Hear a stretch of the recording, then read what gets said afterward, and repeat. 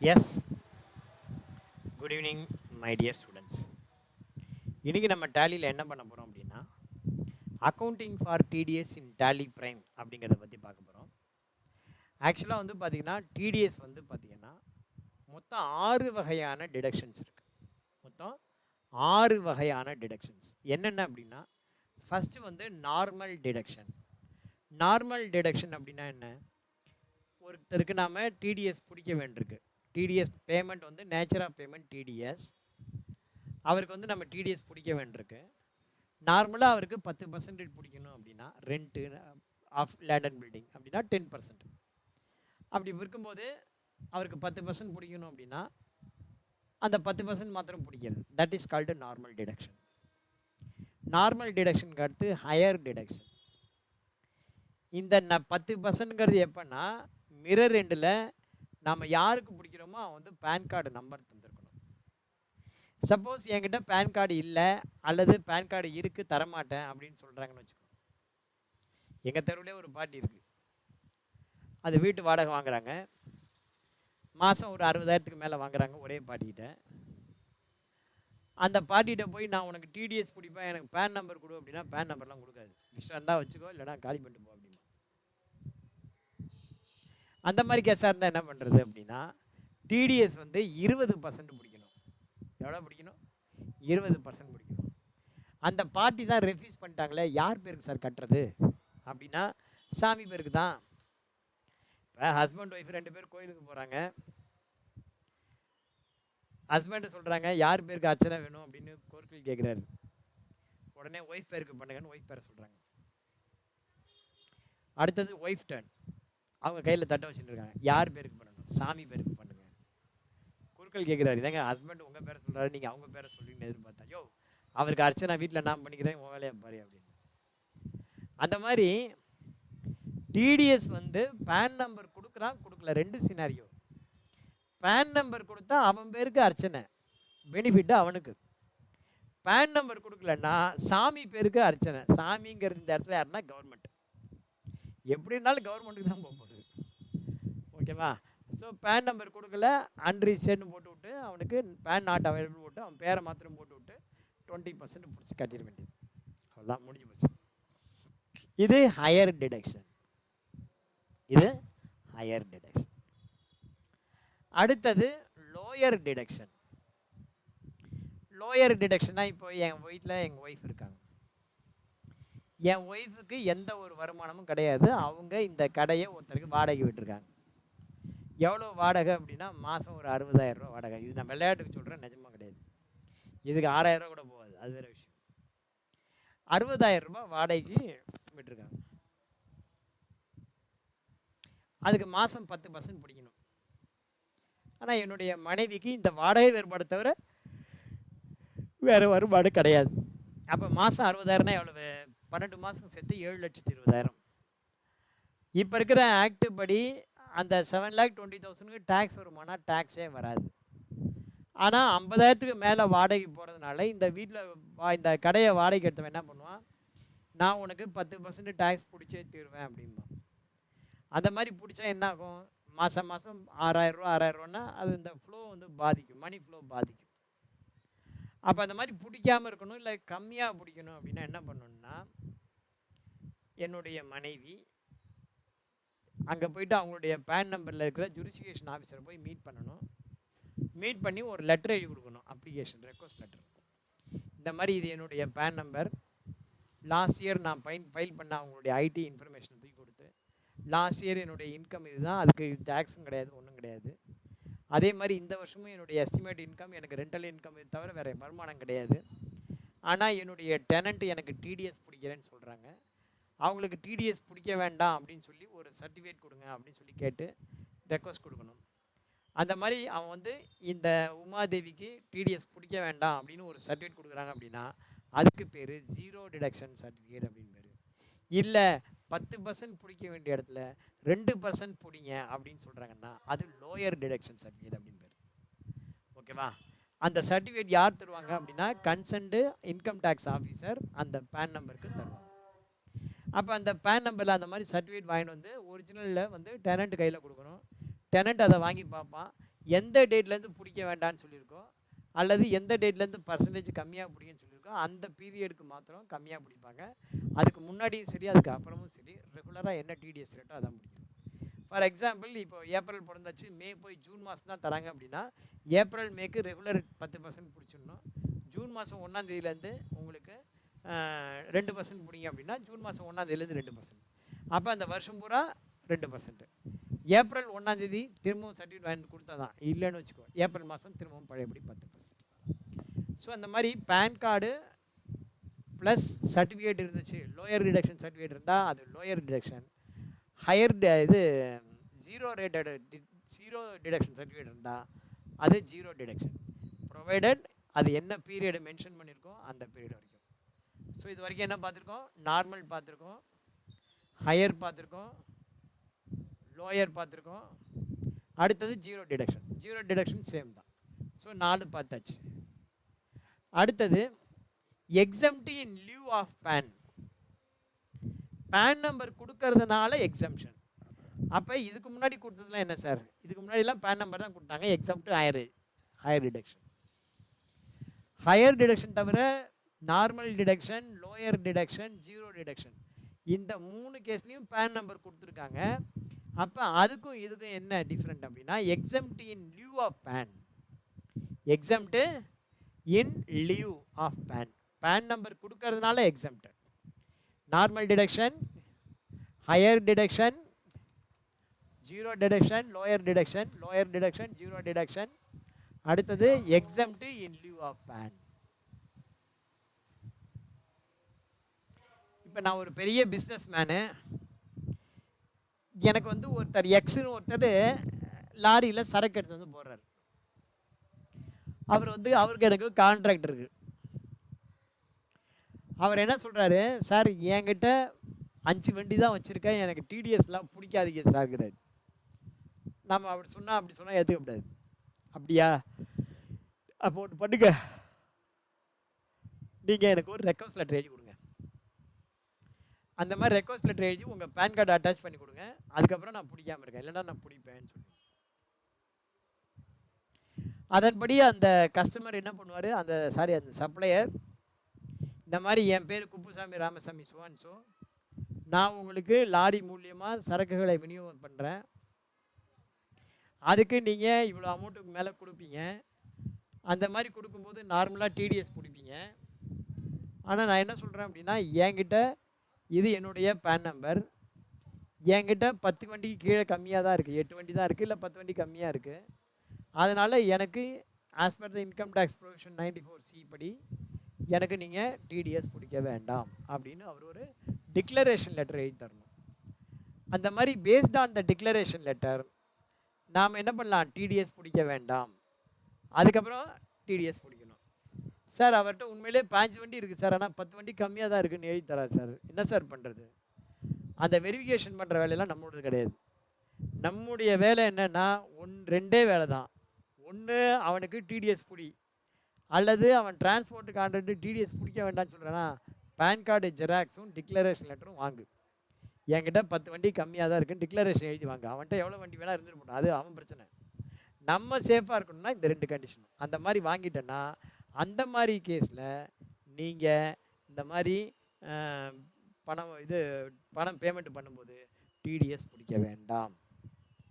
இது 5வது கேஸ். இதுக்கு பேர் என்ன, exempt in lieu of PAN அப்படின்னு பேர்.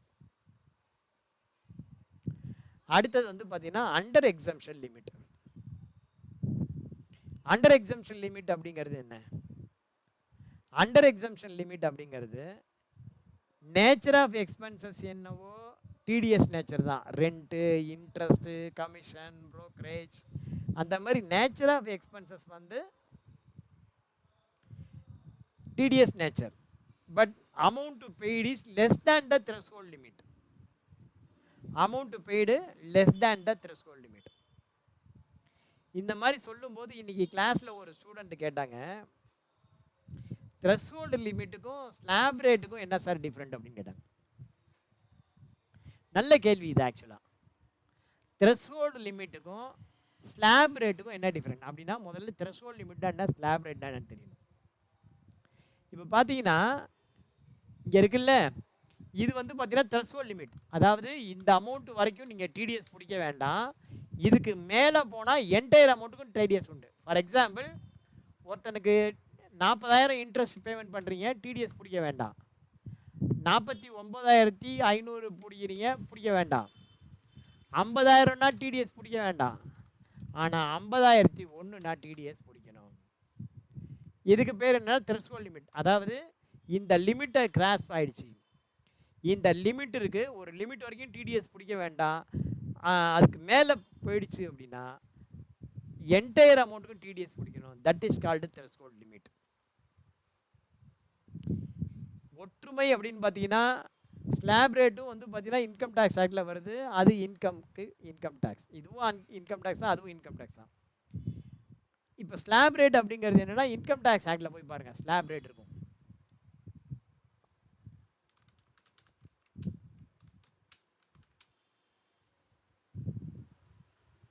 இப்போ இன்கம் டேக்ஸ் ஆக்டில் ஃபினான்ஷியல் இயர் 26-27க்கு என்ன ஸ்லாப் ரேட் பாருங்கள்.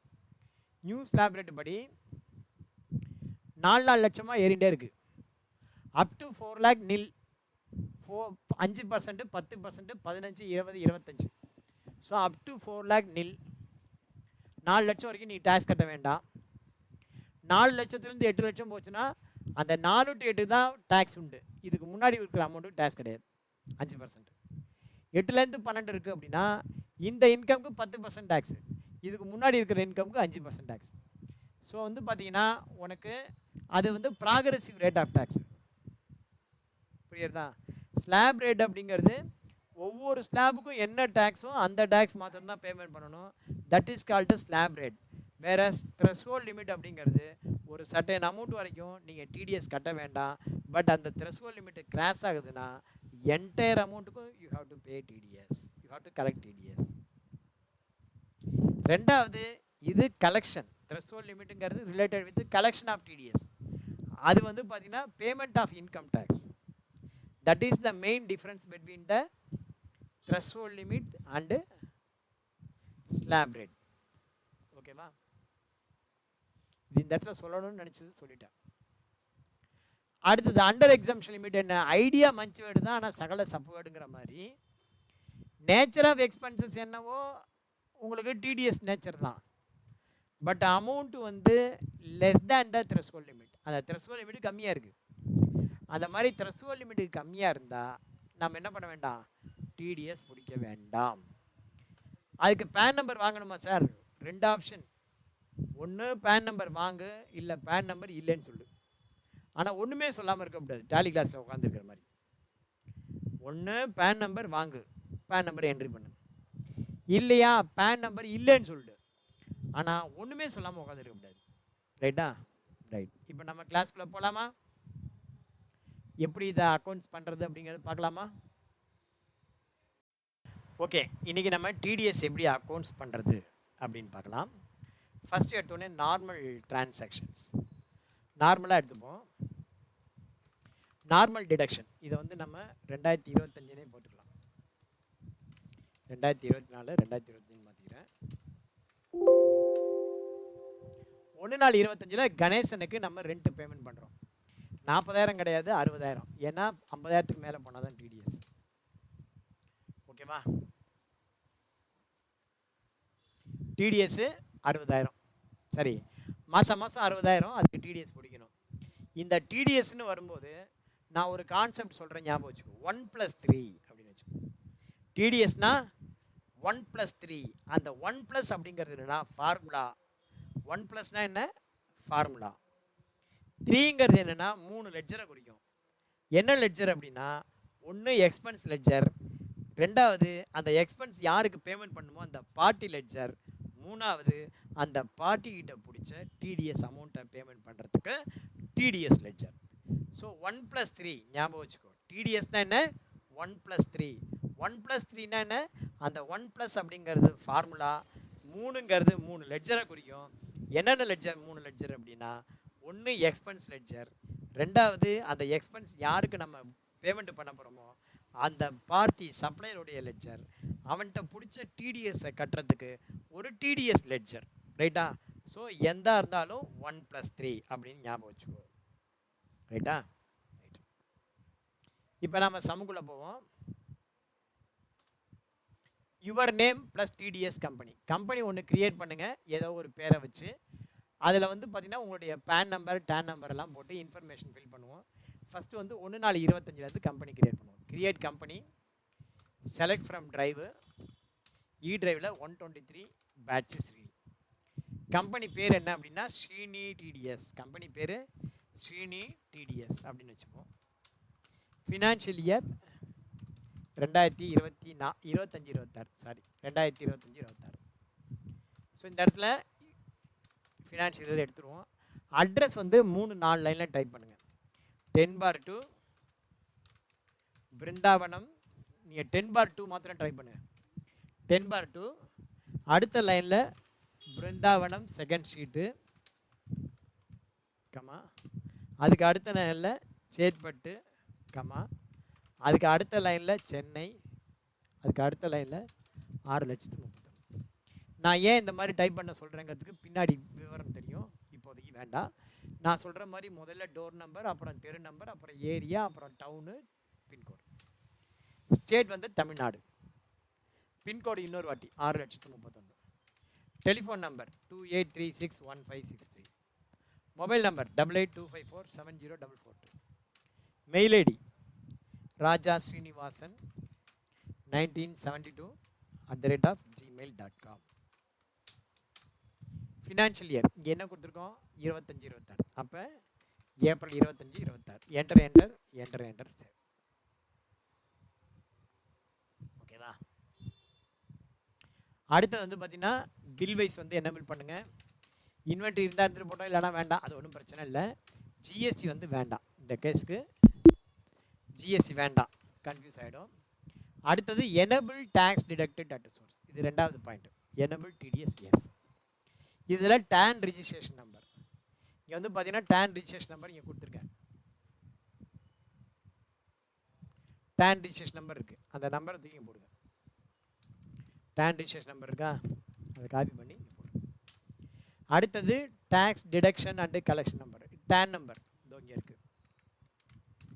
கம்பெனியா இண்டிவிஜுவலா? சார் நான் இண்டிவிஜுவலும் கிடையாது, கம்பெனியும் கிடையாது, பார்ட்னர்ஷிப் கம்பெனி. அப்போ என்ன சார் பண்ணுறது? இந்த இடத்துல கான்ஃபிகர்னு ப்ரெஸ் பண்ணுங்கள். அதில் ஷோ ஆல் டிடக்டர் டைப் போடுங்க.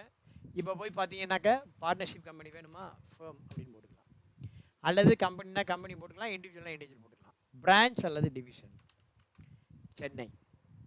அடுத்தது செட்டு அல்லது alter details of person responsible. வேர்டை நல்லா கவனிங்க. செட்டு அல்லது alter details of person responsible. இந்த டிடிஎஸ்க்கு யார் இன்சார்ஜோ அவங்க பேரை போடணும். நீ பாட்டுக்கு உன் பேரை போட்டுக்க கூடாது. இப்போ நீங்கள் டேலியில் லேர்னிங் பர்பஸ்க்கு உங்கள் பேர் இன்ஃபர்மேஷன் போடுங்க. கம்பெனியில் முதலாளியுடைய பேர், மேனேஜர் பேர் தான் இங்கே வரணும். இந்த இடத்துல செட்டு அல்லது ஆல்டர். வேர்டு நல்லா கவனிங்க. செட்டு அல்லது ஆல்டர் அப்படின்னு இருக்கு. அப்படின்னா என்ன அர்த்தம்? எப்போ நீங்கள் வந்து செட் பண்ணுவீங்கன்னா முதல்ல செட் பண்ணுவீங்க. இப்போ ஒரு ட்ரெஸ் இருக்குது, ஆல்ட்ரேஷன் பண்ணணும். எப்போ ஆல்ட்ரேஷன் பண்ணணும்? துணியாக இருக்கும்போது ஆல்ட்ரேஷன் பண்ண முடியுமா? முடியாது. நீங்கள் ஒரு சட்டையை தச்சு அந்த சட்டை சரியில்லைன்னா தான் ஆல்ட்ரு பண்ண முடியும். ஸோ முதல்ல பண்ணுறதுக்கு பேர் என்னென்னா செட்டு. அந்த செட் பண்ணதை 2வது முறை பண்ணுறதுக்கு பேர் ஆல்ட்ரேஷன். ரைட்டா? முதல்ல பண்ணுறது செட்டு, 2வது முறை பண்ணுறது ஆல்ட்ரேஷன். ஸோ செட்டு அல்லது ஆல்ட்ரேஷன் எஸ் என்ட்ரு கொடுங்க. இங்கே வந்து இப்போதைக்கு உங்கள் பேரை கொடுத்துக்கோ. Srinivasan, son of Santhana Krishnan. எங்கள் அப்பா பேர் தான் இது, Santhana Krishnan. Designation manager accounts. என்னுடைய PAN number DFZ PS 6362J. முன்னாடியெல்லாம் பாருங்கள் இந்த மாதிரி வராது. நேம் ஆஃப் த பில்டிங்கில் பிருந்தாவனம் 2வது ஸ்ட்ரீட் இருக்குது. இதுக்கு தான் நான் வந்து மாற்றி அடிச்சுக்கிட்டது. ஒரு லைனை வந்து விட்டுருக்கணும், இல்லை ஸ்ரீனிவாசா பில்டிங் நாங்கள் போட்டிருக்கணும். பரவாயில்ல, இதை காப்பி பண்ணிவிட்டு அடுத்தது இதில் போட்டுங்க. ஏரியா லொக்கேஷனில் சேத்பட் அப்படின்னு போட்டுக்கோ. இங்கே சென்னைன்னு போட்டுக்கோ. நான் கரெக்டாக வரணும்னு போட்டேன், ஆனால் வரலை. State Tamil Nadu, pincode okay, mobile number okay, telephone okay, பரவாயில்ல. மெயில் ஐடிலாம் கரெக்டாக வந்து உட்காந்துருச்சு. ஸோ இந்த இடத்துல என்ன இன்ஃபர்மேஷன் வேணுமோ போட்டு கண்ட்ரோல் கொடுத்து சேவ் பண்ணுங்கள். இப்போ பாருங்கள், F11 ப்ரெஸ் பண்ணுங்கள். இப்போ நம்ம எனபிள் தானே கொடுத்தோம், இந்த இடத்துல எனபிள் கொடுத்தோம்ல. இங்கே செட் ஆல்டர் கொடுத்துட்டோம்ல, திரும்பவும் ஏன் சார் நோ கொடுக்குது? நான் தான் எஸ் கொடுத்து எல்லா இன்ஃபர்மேஷனும் கொடுத்துட்டேன், கண்ட்ரோல் ஏ கொடுத்து சேவ் பண்ணிட்டேன். திரும்பவும் F11 போனால், சார் என்ன சார் நான் இப்போ தான் எஸ் கொடுத்தேன் அதெல்லாம் பண்ணினேன், ஆனால் இந்த இடத்துல நோன்னு இருக்குது. ஏன் சார் நோன்னு இருக்குது? வேர்டை நல்லா கவனிங்க. செட்டு அல்லது ஆல்டர் டீட்டெயில் அப்படின்னு இருக்கு. நீ வந்து இப்போ புதுசாக செட் பண்ண போறியா? இல்லை, ஏற்கனவே செட் பண்ணிட்டேன். அப்போ கம்முன்னு போக வேண்டியது தானே. இங்கே வந்து நோ இருக்குது அப்படின்னா, நீ வந்து இல்லை சார் நான் செட் பண்ணதை ஆல்டர் பண்ண போகிறேன், ஆல்டர் பண்ண போறியா? அப்போ எஸ் கொடு. நீ ஒன்றுமே பண்ண வேண்டாம்னா அப்படியே போ. நீ இதை ஆல்டர் பண்ண போகிறேன் அப்படின்னா எஸ் கொடுத்து என்ன ஆல்ட்ரேஷனோ அது பண்ணு. அதனால தான் நீங்கள் செட் ஆல்டர் எஸ்ன்னு கொடுத்து சேவ் பண்ணிவிட்டு திரும்ப போய் பார்க்கும்போதும் என்ன செய்யும், சம்டைம்ஸ் எல்லா இடத்துலையுமே இது மாதிரி ஒரு கேள்வி கேட்கும். இந்த எக்ஸ்ப்ளனேஷன் நல்லா இருந்ததுன்னா ஒரு டம்ப் இம்ப்ரெஷன் போடுங்க. இது நிறைய பேருக்கு இந்த எக்ஸ்ப்ளனேஷன் சொல்ல தெரியாது, ஏன் சார் அப்படி இருக்கு அப்படின்ட்டு. அடுத்தது என்ன சொல்லியிருக்கேன், 1+3 அப்படின்னு. அடுத்தது என்ன சொன்னேன், 1+3. அதாவது ஒரு ஃபார்முலா 3 லெட்ஜர், ஒரு ஃபார்முலா 3 லெட்ஜர். ஃபார்முலா எப்படி கிரியேட் பண்ணுறது? ஒரு நிமிஷம் தண்ணி குடிச்சிக்கிறேன், விக்கிட்டே இருக்கு. நெக்ஸ்ட் நான் என்ன சொல்கிறேன், 1+3 டிடிஎஸ் மறக்காமல் இருக்க 1+3. அந்த 1+ அப்படிங்கிறது என்னென்னா ஃபார்முலா. அந்த 1+ அப்படின்னா அதுக்கு பேர் ஃபார்முலா. ஒவ்வொரு நேச்சர் ஆஃப் எக்ஸ்பென்ஸுக்கும் வரும். ரெண்ட்டுக்குன்னா தனி, அதே மாதிரி கமிஷனுக்கா தனி. எந்த நேச்சர் ஆஃப் எக்ஸ்பென்ஸாக இருந்தாலும் 1+3ங்கிறத மாத்திரம் ஞாபகம் வச்சுக்கோ. இப்போ நம்ம ரெண்ட்டுக்கு கொடுப்போம், கேட்வே ஆஃப் டேலி கிரியேட்டு, அதில் ஸ்டாச்சுரரியில் டிடிஎஸ் நேச்சர் ஆஃப் பேமெண்ட், இதுதான் 1+. ஸோ அங்கே போயிட்டு நம்ம என்ன பண்ணணும் அப்படின்னா, இந்த இடத்துல செக்ஷன் வந்து பார்த்தீங்கன்னா 194I(b) section TDS on rent. இந்த இடத்துல உங்களுக்கு தெரியலன்னா ஆல்ட் ஹெல்ப்பர்னு இருக்குது, அதில் போய் நீங்கள் தேடலாம். அதில் வந்து பார்த்தீங்கன்னா ரெண்ட்டுன்னு போட்டால் வந்துடும். ரெண்ட் அப்படின்னு போட்டிங்கன்னா rent on other than machinery அப்படின்னா இப்போ புது செக்ஷன் வந்துடுச்சு. புது செக்ஷன் முன்னாடி 194B வந்தது, இப்போ புது செக்ஷன் வந்துடுச்சு. அந்த புது செக்ஷன் ஆட்டோமேட்டிக்காக வந்துடும். 393(1) டேபிள் ஏதோ ஒன்று வந்துடும், அது ஒன்றும் பிரச்சனை இல்லை. பேமெண்ட் கோடெல்லாம் ஆட்டோமேட்டிக்காக வந்துடும். ரெமிட்டன்ஸ் கோடுங்கிறது எப்போதுமே 281 தான். ரெமிட்டன்ஸ் கோடு மாறவே மாறாது. ரெமிட்டன்ஸ் கோடு அப்படிங்கிறது என்ன, ரெமிட்டன்ஸ் கோடு பேமெண்ட் கோடு வேறு, ரெமிட்டன்ஸ் கோடு வேறு. இப்போ வந்து பார்த்தீங்கன்னா டிடிஎஸ் சலான் INS 281 பார்த்தீங்க அப்படின்னா இந்த PDF வரும், ஓகேவா? இப்போ வந்து பார்த்தீங்கன்னா இந்த 281 இருக்குது பார்த்தீங்களா, இந்த இதுக்கு பேர் தான் வந்து ரெமிட்டன்ஸ் கோடு அப்படின்னு பேர். பேமெண்ட் கோடு வேறு, ரெமிட்டன்ஸ் கோடு வேறு. பேமெண்ட் கோடு வேறு, ரெமிட்டன்ஸ் கோடு வேறு. இன்கம் டேக்ஸ்னால் INS 280, டிடிஎஸ்னால் 281. இப்போ மாறி இருக்கும், நம்ம என்னங்கிறது அப்புறம் தெரிஞ்சுக்கலாம், ரைட்டா? ரேட் ஆஃப் டிடிஎஸ் எவ்வளவு? With PAN 10%. பேன் நம்பர் இல்லை அப்படின்னா மற்றவங்களுக்கும் அதே தான். சார் வித்தவுட் பேன் அது வந்தால் என்ன சார் பண்ணுறது? உடனே F12 கான்ஃபிகரேஷன் ஆகிட்டுங்க. இதில் வந்து உனக்கு என்ன வேணுமோ அதை எலபிள் பண்ணிக்கோ. Allow tax rate without PAN, ஏன்னா சில பேருக்கு பேன் நம்பர் இல்லைன்னா என்ன பண்ணுறது? அப்போ allow tax rate without PAN அதை வந்து எஸ் கொடுத்து கண்ட்ரோல் கொடுங்க. இப்போ வந்து பார்த்தீங்கன்னா அதை கொடுத்தீங்கன்னா டிஃபால்ட்டாக அது 20% காட்டும். நீங்கள் வந்து 30% மாற்றிக்கணுன்னாலும் மாற்றிக்கலாம். So without PAN 20%, individual and Hindu undivided ஃபேமிலினாலும் 10%, 20%, 10%, 20%. அடுத்தது த்ரெஷ்ஹோல்ட் லிமிட்டு. இப்போ ரெண்ட்டுக்கு மாத்திரம் என்னென்னா நீங்கள் த்ரெஷ்ஹோல்ட் லிமிட்டு கொடுக்கக்கூடாது.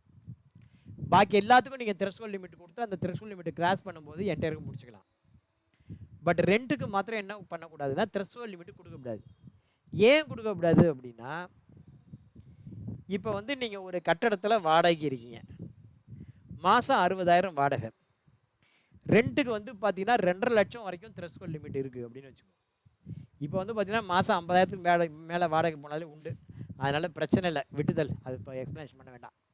50,000க்கு மேலே வாடகை போனால் என்ன ஆகுது, டிடிஎஸ் பிடிக்கணும் அப்படின்னு இருக்குது புது ஆக்ட் படி. அதனால் மாதம் 50,000 அப்படின்னு சொல்லிடலாம், அது ஒன்றும் பிரச்சனை இல்லை. ஸோ இந்த இடத்துல த்ரெஷ்ஹோல்ட் லிமிட்டு கொடுங்க, 50,000 அப்படின்னு கொடுத்துருக்கோம், ஒன்றும் தப்பு இல்லை. த்ரெஷ்ஹோல்ட் லிமிட் அப்படின்னா என்ன, இந்த லிமிட் வரைக்கும் டிடிஎஸ் பிடிக்க வேண்டாம், இந்த லிமிட்டுக்கு மேலே போனால் டிடிஎஸ் பிடிக்கணும், அவ்வளோதான். ஸோ இதுக்கு பேர் என்ன அப்படின்னா 1+1, அதான் 1+ அப்படின்னு. ஸோ 1+ங்கிறது என்ன, formula gateway of Tally create, அதில் டிடிஎஸ் நேச்சர் ஆஃப் பேமெண்ட் போய்ட்டு இங்கே நீங்கள் முதல்ல ஃபார்முலா கொடுத்துடணும். அதுக்கப்புறம் 3 லெட்ஜர் கொடுக்குறேன். முதல் ledger expense ledger, gateway of Tally, create ledger. முதல் லெட்ஜர் ரெண்ட். ரெண்ட் வந்து under indirect expenses. Inventory not affected. TDS வந்து அப்ளிகபிளாக கேட்கும், எஸ் அப்ளிகபிள் கொடுக்கணும். நேச்சர் ஆஃப் பேமெண்ட்டில் இங்கே சைடில் ரெண்ட்டுன்னு இருக்கும், ஸோ ரெண்ட்டுன்னு கொடுக்கணும். Rent other than machinery. Okay, அவ்வளோதான். Enter enter enter enter save. இது முதல் லெட்ஜர். ரெண்டாவது லெட்ஜர் யாருக்கு கொடுத்து போட போகிறோம்? ரெண்டாவது லெட்ஜர் பார்ட்டியுடைய லெட்ஜர். பார்ட்டி யாருன்னா கணேசன். இப்போ அவனுக்கு பேன் நம்பர் இங்கே இருக்குது, கணேசனுக்கு பேன் நம்பர் இருக்குது. ஓகேவா? கணேசனுக்கு பேன் நம்பர் இருக்குது. பார்ட்டி பேர் கணேசன். கணேசன் யார்? Sundry creditor. Maintain bill by bill, yes. இந்த இடத்துல ஸ்டாச்சுரி டீட்டெயிலில் டிடிஎஸ் பிடிக்கணுமா? ஆமாம், பிடிக்கணும்.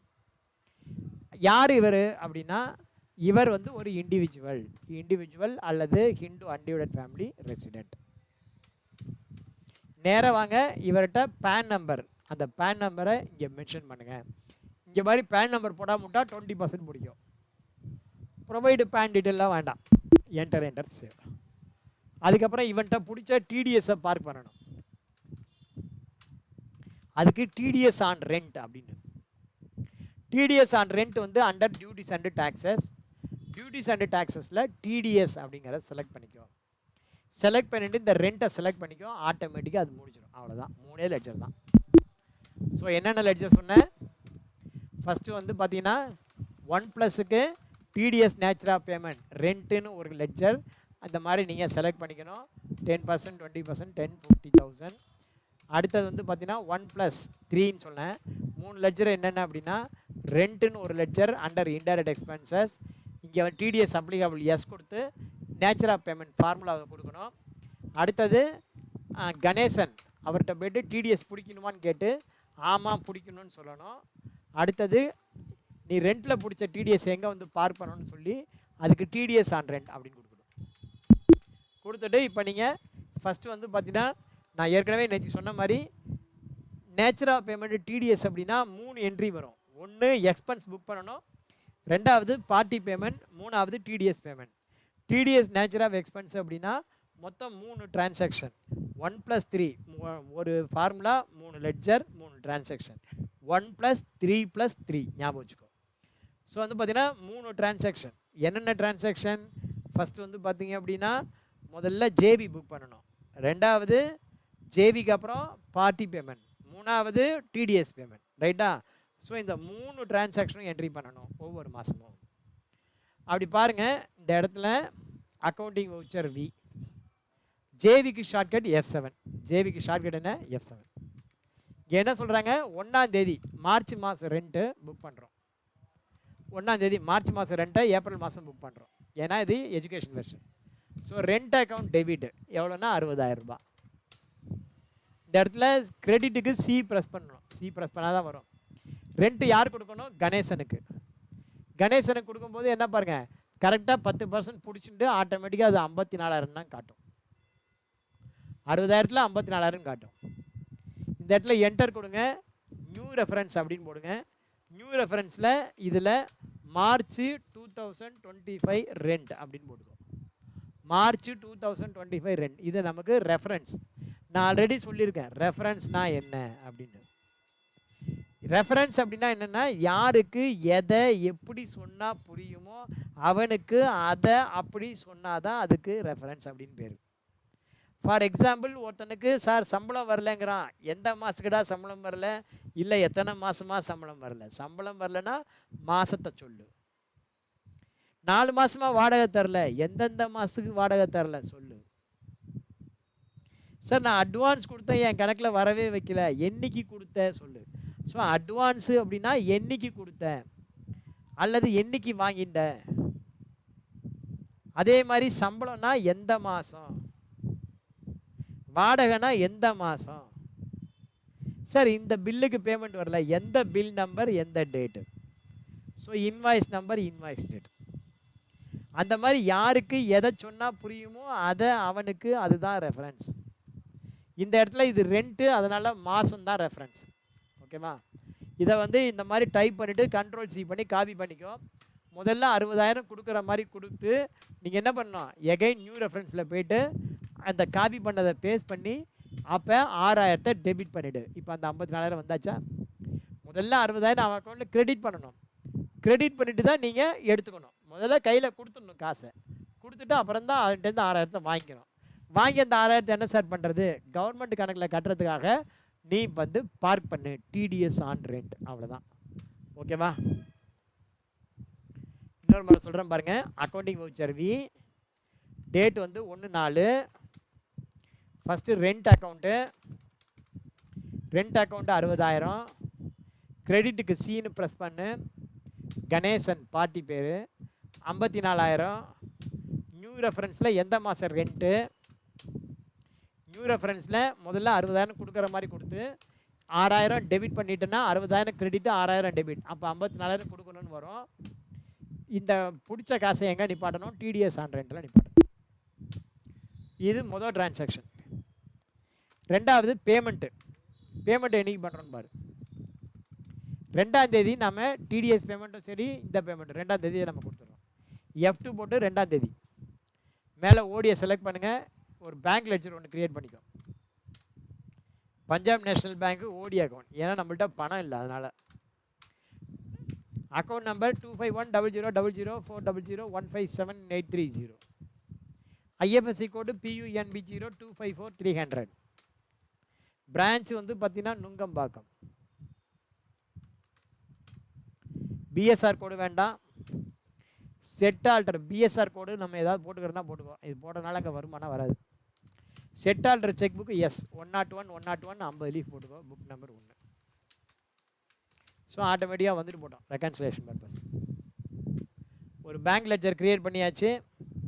இப்போ நம்ம பார்ட்டிக்கு பேமெண்ட் பண்ணுறோம். கணேசனுக்கு எவ்வளவு, 54,000. அந்த 54,000 செலக்ட் பண்ணி எகைன்ஸ் ரெஃபரன்ஸில் செலக்ட் பண்ணி மார்ச் மாதம் ரெண்ட்டை பெய்டு.